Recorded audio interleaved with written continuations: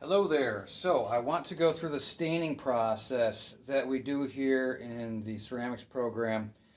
It is something that you get this really nice organic effect and you bring the coloring into the surface of the clay instead of it sitting on the exterior. A lot of students have done some amazing work with this process. To begin with, what you do is you need a sink, you need either a bucket. This could fit into a bucket, I could sit it down in there, or a sink. When I'm at home, I've even used like a garden hose. But after your work is fired, you can go ahead and submerge it or just let the water run down it. You want the surface to soak up the water. It has to be for a little while, because look what happens. I don't know how quickly this is going to happen. You can kind of see it right here a little bit. It's starting to become pale again. It just absorbs the water and it's instantly becoming dry again. So that's why you got to do it for maybe like 2 to 3 minutes. Now this is a smaller project, so I could put this in a bucket and just let it sit for 2 or 3 minutes full of water. But for the sake of demonstration, I'm just going to show you how you could just sit here, make sure you could set this underneath, let it splash around. But I am going to pause the camera now because you don't have to see me do this 2 or 3 minutes. Okay, so I've been letting this soak up the water for a few minutes. It is another balancing act, because you know how I talk about all the time controlling the moisture in the clay as you're working on it. Well, it's kind of the same thing in this process, even though it's been already fired one, is that you want it to absorb water, but you don't want it to be too saturated, because then it won't take on the color.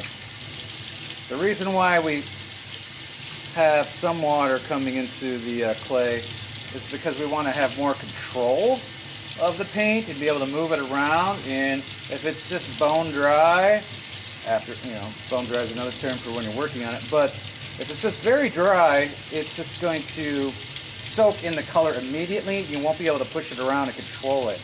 It's not going to have much flexibility in what you do with it if you go into the surface when it's really dry.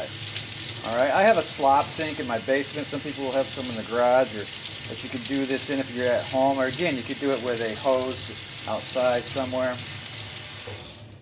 Okay, so now I'm going to put this over here. Let me move the camera.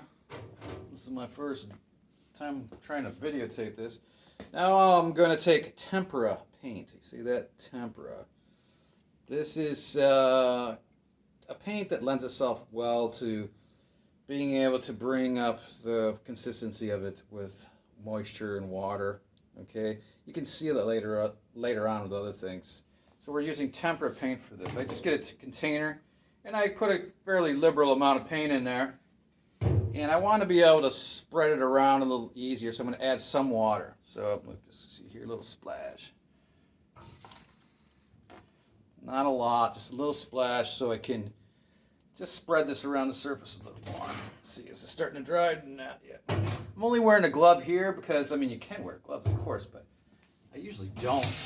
But I'm doing it so I can rip it off and push pause when I'm doing a recording easier. Now I'm just going to put a little more water on here. Now we just want to quickly cover this sculpture with the black paint. Now, some people are like, black? Why do I got to do black? It's not like I'm making you do black, but I'm recommending you do definitely a dark color when you first do your initial staining. Now remember, you are not painting, okay? This is not, you can't think of this like you would naturally think of covering a surface. You're trying to wipe this into the surface. It's a different process. And that's one of the challenges, is to try to get people out of the mindset they're just taking a brush and covering something up, like, they're using acrylics or crayons on a piece of paper or something. All right. Actually, a little concerned I might have put too much water on here, because if the color looks like it's just kind of flowing and not catching, that means maybe it soaked a little too much. And what you can do is you can just let it sit for a little bit and come back to it. It'll dry pretty easy. Usually I always keep a brush handy as well to get into any spaces that I can't reach with the sponge. You can use any kind of sponge you want. Basically, you just want to reach everywhere where you can see. You want to cover it, all right? Make sure you flip it upside down. People always miss spots. You always want to look every different angle. Flip it upside down as well. I think this did soak up a little bit too much water. Or else it wouldn't have been flowing off these spaces like that just quite as easy as it is right there. All right. Once you've covered the whole thing, I already know, just because I know how it's coming off right here, everything is just so wet. This is a little bit too wet. So when I pause it right now to get ready for the next stage, I'm going to let it sit for maybe a couple minutes or so. Okay. I usually keep this container around in the classroom. Just put a lid on it, keep it for other students. You know, just keep the sponge rinsed out. So this is why I'm wearing this glove, so I can pause this, and I'll be right back for the next stage. Okay, it's been a couple minutes. I've been letting it dry because I think I submerged too much water onto it. That's fine. You can just set it there, let it dry a little bit. If it wasn't enough, that means the paint wouldn't have been flowing at all, and it would just be soaking straight into the surface immediately, and I wouldn't be able to have any control. So it's actually a little better that it's too wet than not wet enough. So what I need to do now is you have to have some water. Now I like to use running water. In the classroom we do this right here at the sink. At home, do it wherever you can. If you don't have running water, you could use a big bucket of water. You just need to be able to squeeze out your sponge continually. So I put my sponge underneath the running water here to squeeze out the water. Now what I do is I come over here, now you wipe it away. And every time I might wipe a couple times, I go ahead and I squeeze the paint and the water out of the sponge. As you see, the black is staying in, and this is what I want to do. I want to make sure that I wipe it really, really lightly. And I want to keep the black in the textures, in all the little places where it falls into the surface, like that. You want to keep it in there. And so this is also, the raised places is changed as well. It has a nice kind of marbled look to it. But you just keep wiping it. Now, if this wiped out, and I almost want to do this, I'm being so gentle though, so I don't do it. If I wiped it right out of the textures and wiped it out of my carvings, then that means it's still too wet. And I would just set it back and let it dry a little bit more if I'm actually wiping out. This is actually almost there, it's just that I'm wiping so carefully, so lightly, that it's not. And if it is wiping out of your textures, what you can do is just go back in, have your paint there nearby, and let's see a couple places where, and just put some paint back in there. Or your brush or what have you. You can let it dry a little bit so you make sure. And now you just got to go through your entire project and wipe it down. What you want to think of this is like a dramatic artifact. This is like light and shadow, okay? I'm not trying to wipe it all away. I'm thinking about just light and shadow. It's supposed to make it look more dramatic.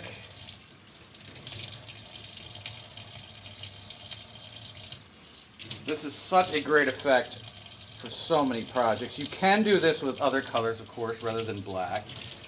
They have different effects. I recommend usually just using a dark color.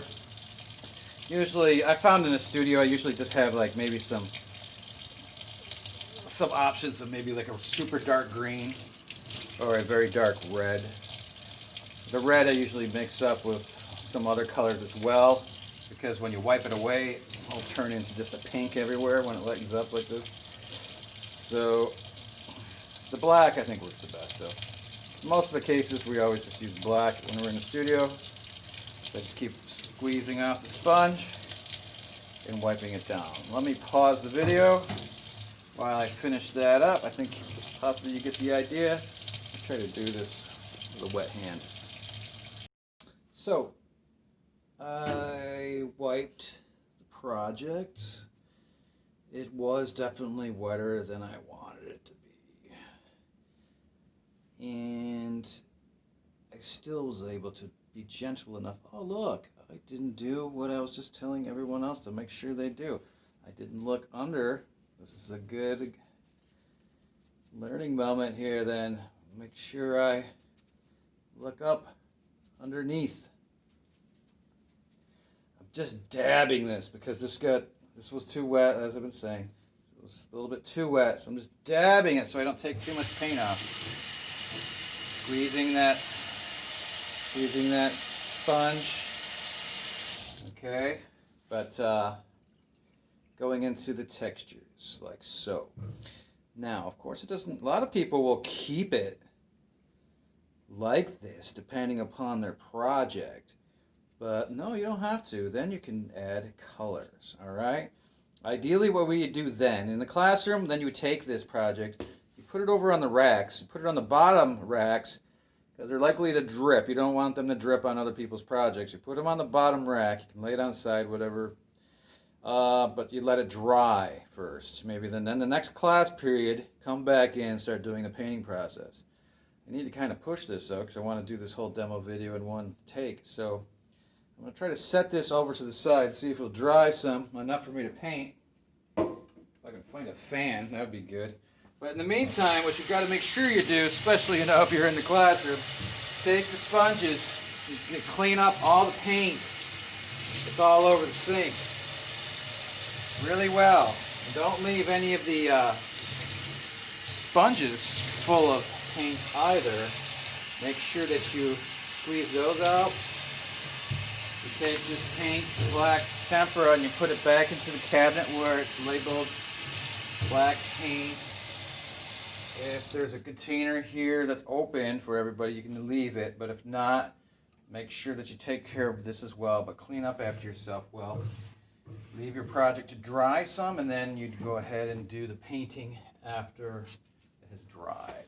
I'm going to try to come back in a few for that process. So after your project dries up, the reason we want it to dry too is so when we're then painting some colors into it afterwards, you don't drag some of that black out of the crevices and the textures that you wiped it into. So what you do is you get a palette. We just in the studio we use these little things of Tupperware. You get a palette, and in the studio over there in the cabinet above the big sink, we have some other tempera paints. And what I've done is I chose to get a little orange, and you just get a tiny. Now I just do like about a dime size. You don't put much paint in there, just a little bit of paint, about the size of a dime. And then you put this back into the cabinet where it was. Now, if you'd like to, if you're at home, you could use watercolors. Acrylics is possible to do this too, but acrylics dries much quicker and it'll be permanent much faster, and it's harder to move around. Acrylic paint is more of a plastic base, and it dries super quick, and it is very permanent afterwards. With this tempera, if it's outside, it's definitely going to get weathered and fade and come off the surface. But if it's in the surface, you'll see it. I've had some outside for some years actually, and I can still see temperas in there. But actually, if we want to, we can spray them too with sealer, and I have a bunch of that. But we can talk about that another time. You can ask me questions. But I have just tiny little bits of paint. Again, more tempera paints inside a little palette. I want to get some brushes, keep them dry, that have nice flat edges, nice flat heads, okay? Sometimes I'll maybe use a little water, but you should always have something to wipe the brush off onto, a little bit of paper towels, okay? I still have my project in front of the fan, so now I'm going to go grab it. To show a couple of examples of this done in the projects, here you see the black inside the slab project and the cobblestone and the textures that are rendered into the surface, and it was brought into the tree as well. And then some coloring. You'll see this is what I'm going to do in a second. Coloring was put into the tree. Over here, same thing.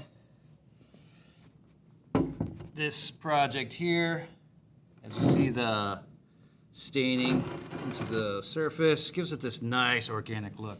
Looks like stone. It gives it a lot of character. A lot of the times people want to use glazes all the time because of the magic effect of how they change in the kiln. Much of the time it makes them look like Tonka toys and plasticky. I think it really gives a lot of credit to the character and the earth origin of this material when you're doing the staining work and bring it into the surface. And here's another thing where they were putting some color into the stain. Now let me go over here. When we do our gargoyles, it's something that really lends itself well to those. This one here. 2. Gargoyles. Okay. Now I'll go ahead and show you how we do the coloring. Okay, let's try this out. So I have my little bits of paint here. Ideally this would be drier. You can see how it's wet. Maybe it's coming out in the camera. Still wet in there, but I want to get this video in. I pull out just a tiny bit. This is called dry brush. I'm not putting any water on my paint. And you gotta remember, you're not trying to cover the surface. Just like I gave this nice character look here. And remember the gargoyle I just showed you in some of those houses, they only covered it and then wiped it off, and it gives it a beautiful look right there. And a lot of people will leave it like that. But if you want some color, just pull out tiny bits and then watch.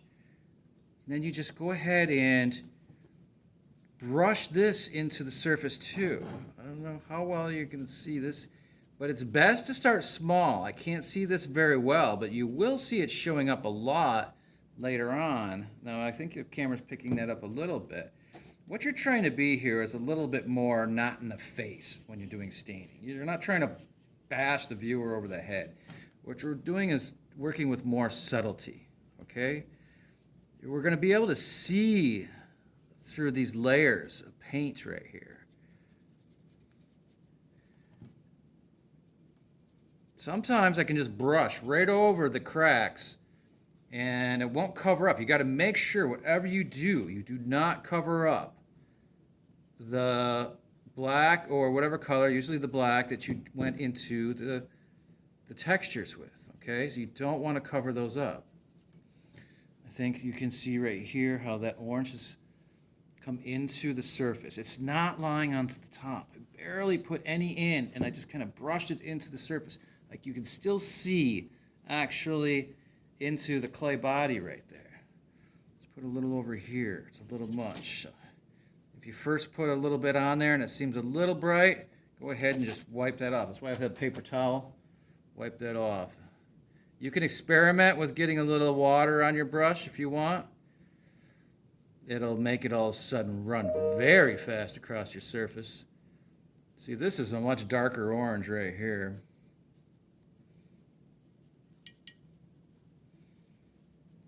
So, as you can see, that's how you would do it. Very thin, not coming into the textures, all right? Try to just, if you're pulling the black out of there, that means it's too wet still from the initial wash. That's what we did at the sink. It's called a wash. You put a wash over the entire thing. Now we're just going into detailing some paint, some other colors over the surface, all right? So I'm not going to videotape this whole thing because of time constraints. But I'm going to pause it now and do a little bit more, and I'm going to show you about making some highlights, okay? So just very thin, extremely thin. I'm hoping the camera can pick that up. You're going into the surface there. It's not covering the surface. Extremely little bits of paint and just pushing it into the surface. It's staining it. So I just did the one side and I did it very quickly, but here you have just trying to bring that orange into the surface. I could try to mix different colors together and get pretty sophisticated and take a lot of time and try to really manipulate a lot of different blends and things like that. My black was a little too wet, so it was coming out, so I had to control that. It could look a little better if that black wasn't so wet. Now remember as well, though, if that black ever does come out, you could bring that black paint back in, get a little tiny brush, and go ahead and just put that line back in there again, if you want. I mean, if you're losing the lines, take that black, a very detailed brush, and put the line back in again, where you have it. Touch it up, okay? You can go ahead, touch it up, and bring those lines back in. Maybe I feel like this line right here is way too faint. Go ahead and make sure the point is good on my brush. Hard to lean in front of the camera and get the angle I want here. See, bring that line back in very nicely there. Get that line in. Now, if I had more time and I wasn't trying to rush this video, I'd definitely get that orange better and blend it a lot more. But I just wanted to quickly, before I shut this video down, a little bit of a highlight. I got this yellow, a little bit smaller brush. And pulling out, remember, just pull out tiny, tiny bits off to the side. That's why we only put a little few drops on here, the size of a dime. All right? Don't waste paint. And I'll even like make sure I don't have too much. It's better to like have almost nothing by taking it on a paper towel like that. And I'll do a little bit of a yellow highlights right here, maybe on the spikes. So this is, of course, is one of the examples. This is a demo I did for a coil building. I could even go ahead and put some highlights of the yellow, maybe blend it into the orange a little bit. Remember to do this so it all of a sudden has this little orange body here with this little yellow bright area that's blended. That's why a dry brush, extremely little amounts of paint into it. You know, you can't even like paint onto my hand right here with this. And I get that. I don't know if the camera's picking that up. I hope it can. But can you see that yellow blended into the orange there? And it's going into the surface. I don't know if you can pick that up too, but it's going into the surface of this piece. So I'm going to do more highlights onto the here. Let me just do a couple more, and I'll just show the end. So here's with some yellow highlights on the spikes. And also, as you see, if you ever want to go thick with the paint where you're not rubbing it into the surface, you can grab acrylic paint. Acrylic paint is what you would use to go thick.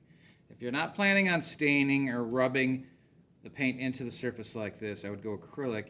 And then you could go, like I did, little details. You see inside the little tiny circles right there where it's a bright yellow? Those little tiny sparkles of thick paint, those little circles. You see them right here? Boom, boom, boom, boom. That kind of like, you know, gives a nice play between those little spots of just the thick, bright color where the paint was actually layered in, and then contrasting with how you rubbed it into the surface and stained the surface. Okay? This nice organic look. So, go slow. Let me know if you have any questions. You're staining and rubbing it into the surface. All right. Thanks.